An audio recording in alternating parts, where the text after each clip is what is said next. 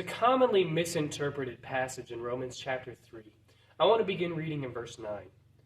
Paul writes, "What then? Are we better than they? Not at all. For we have previously charged both Jews and Greeks that they are all under sin.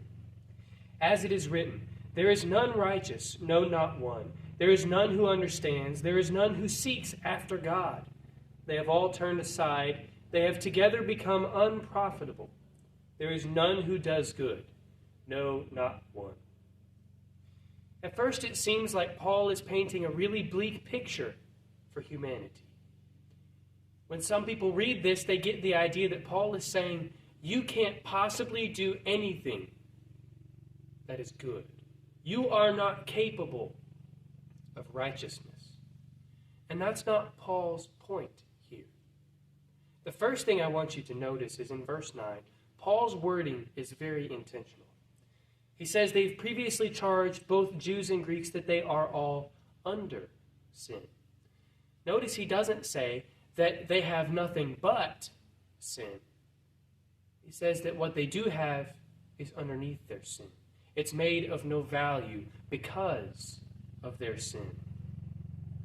He continues in verse 10 by quoting the psalmist. He says, "There is none righteous, no, not one. There is none who understands. There is none who seeks after God." If you go back to the Psalms, this is quoted from Psalm 53 and Psalm 14. We're going to use Psalm 53. Beginning in verse 1, David says, "The fool has said in his heart, there is no God." And he says that in Psalm 14 and verse 1 as well. So David says, yeah, there's a group that says this, but the fool, every one of them is turned aside. The fool, they have together become corrupt. Out of the fools, there is none who does good, no, not one. So we have to notice that context of the psalm when we read Paul's quote of it in Romans chapter 3.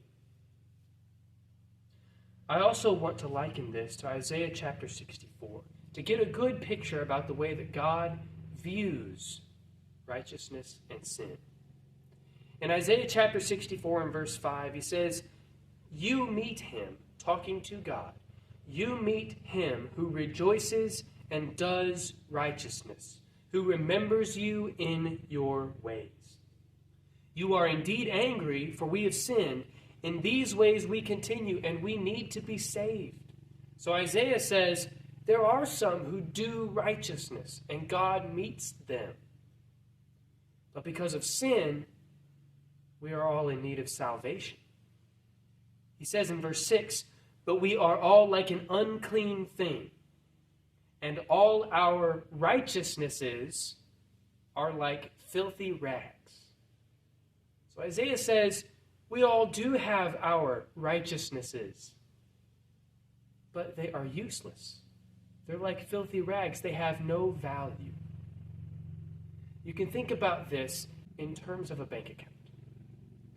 If I have $20 in my bank account, and I owe somebody a debt of $2 million, even if I work very, very hard to try and get more money in my checking account, I'm never going to be able to pay that debt. It's too much. And Jesus doesn't come and say, well, here's $2 million. Go pay your debt.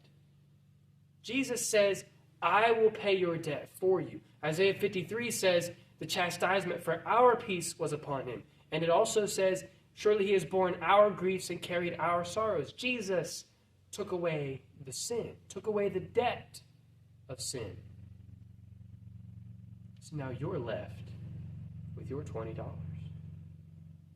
Paul's point in Romans chapter 3 is not a depressing point that says you cannot do good.